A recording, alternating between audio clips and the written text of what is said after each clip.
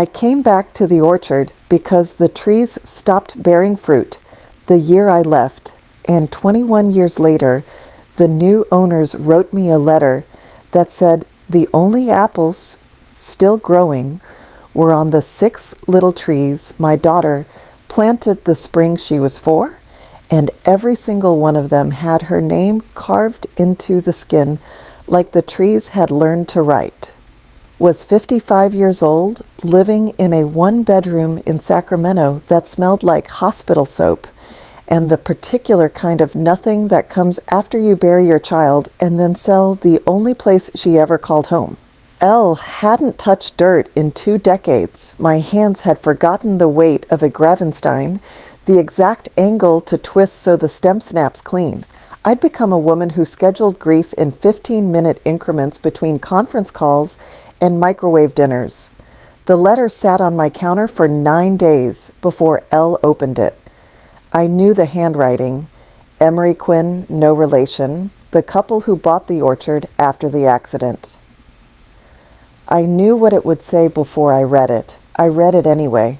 Laurel, the trees are dying, all except the 6 in the back row by the creek. Those are heavy with fruit this year. More than ever, every apple has Lucy carved on it. Perfect cursive, like someone took a pocket knife to them in the dark. We don't know what to do. The university people say it's impossible. We think you should come home. Home. The word tasted like rust and apple blossoms. I drove north on a Tuesday in late August, the kind of heat that makes the asphalt shimmer like water. The road unspooled the way memory does.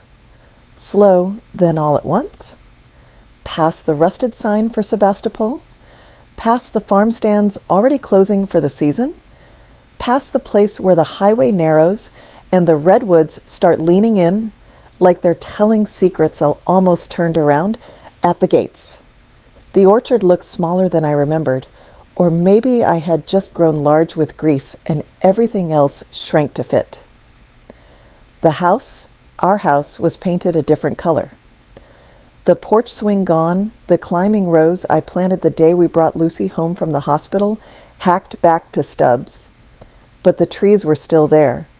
I walked the rows at dusk, boots sinking into soil that knew my weight, the way a mother knows her child's cry in the dark.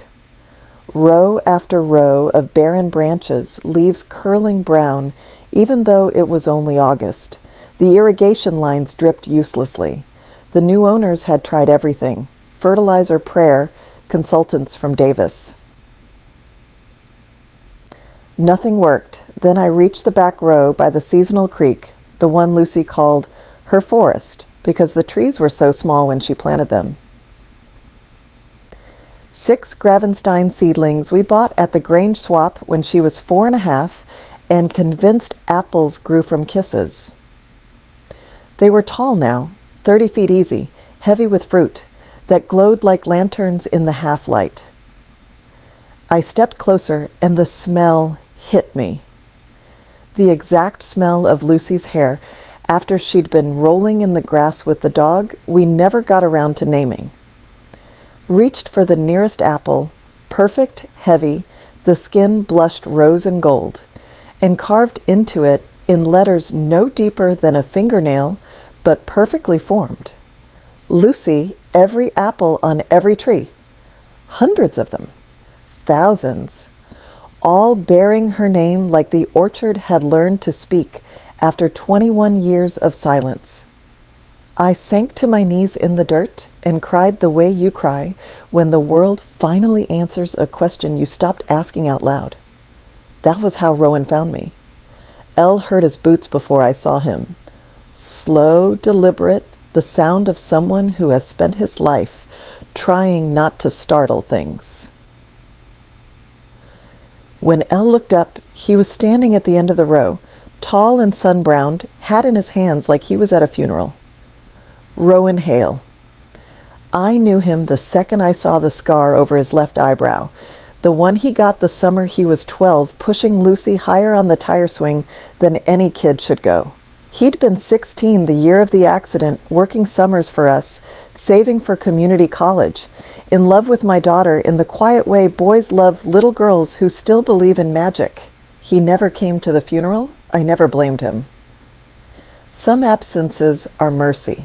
Mrs. Quinn, he said, voice rough from disuse or emotion, I couldn't tell.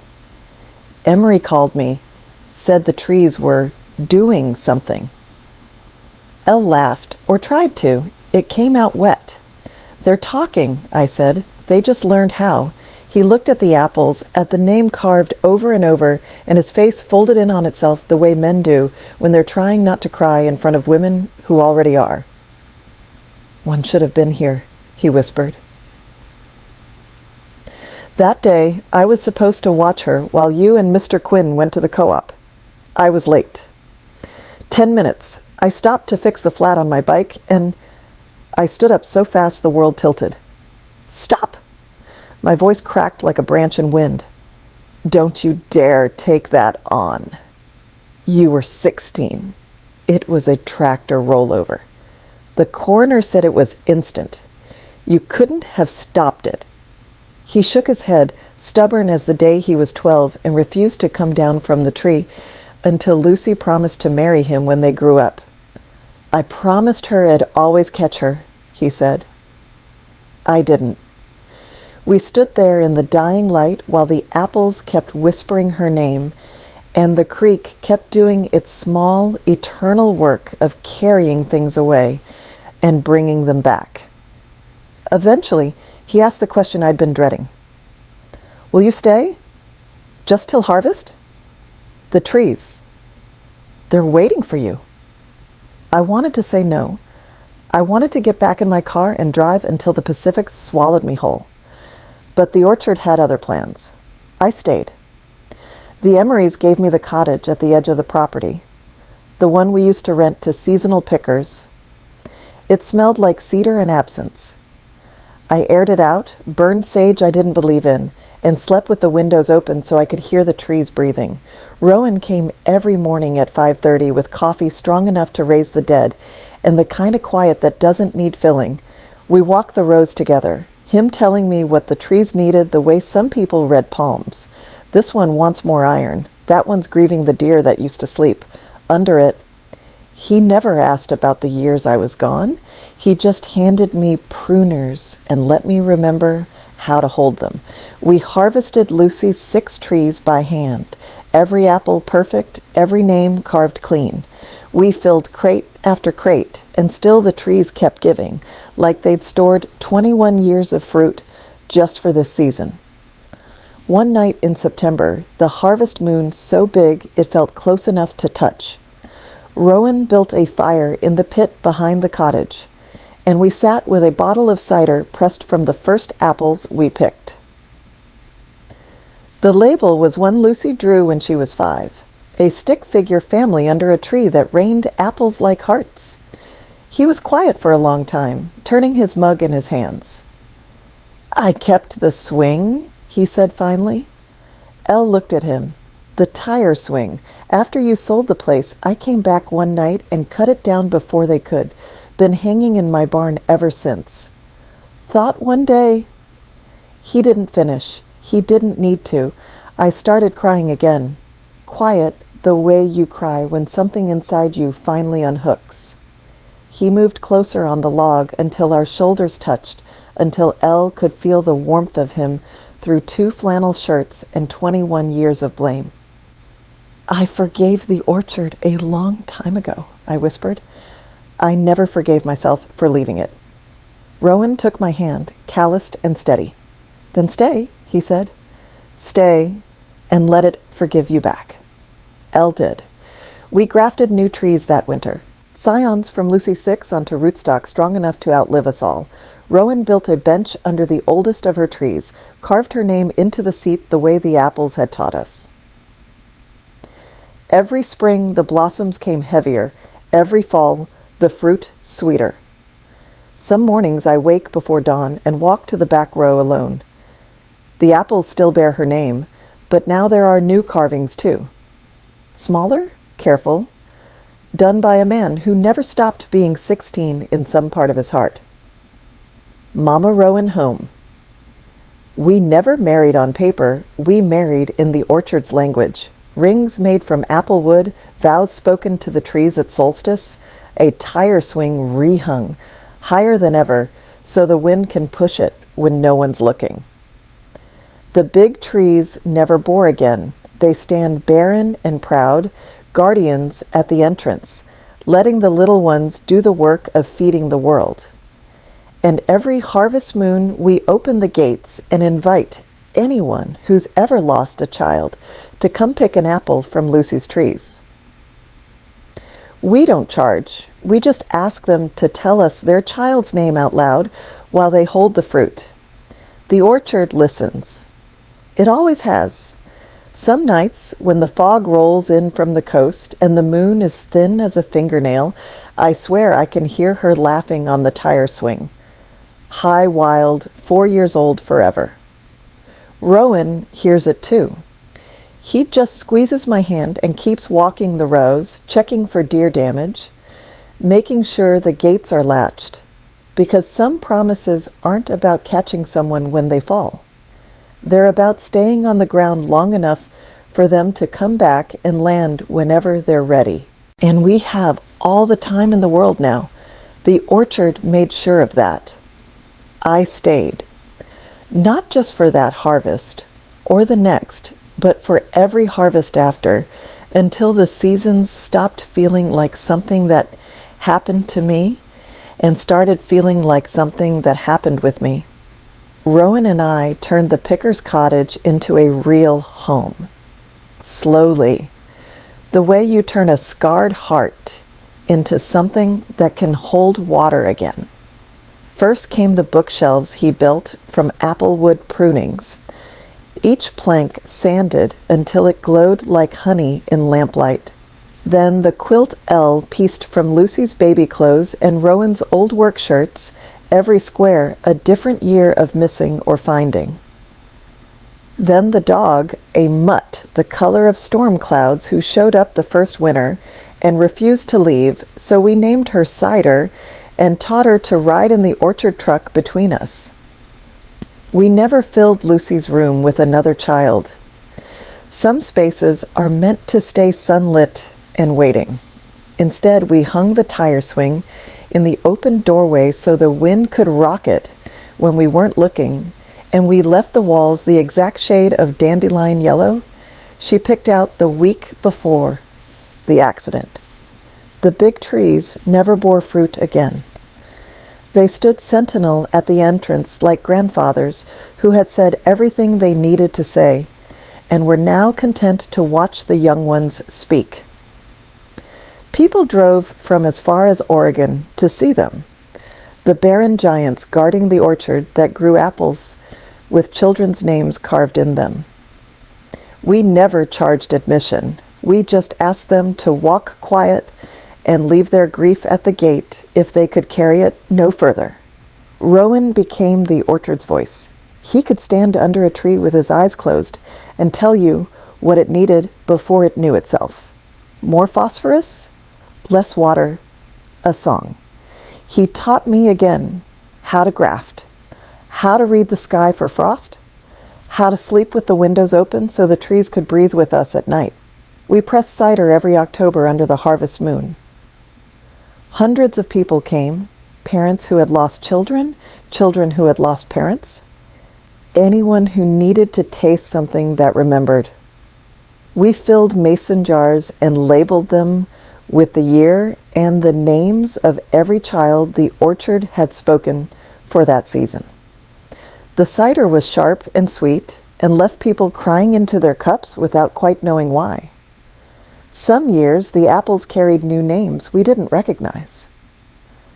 We looked them up anyway, found obituaries, made phone calls, mailed jars to strangers who opened their doors to find a piece of their grief transformed into something golden and drinkable.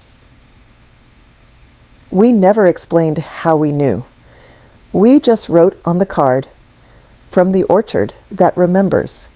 In the 7th year, Rowan built a tiny chapel from the wood of the first tree that ever died on the place, an old Gravenstein that finally gave up the spring Lucy would have turned 12. No steeple, no pews, just open sides and a cedar bench facing east so the sunrise could be the sermon. We called it Lucy's house, though we never hung a sign. People found it anyway.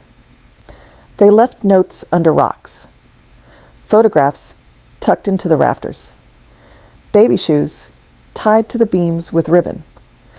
On quiet mornings, you could stand inside and hear the wind moving through all those small brave offerings like prayer flags.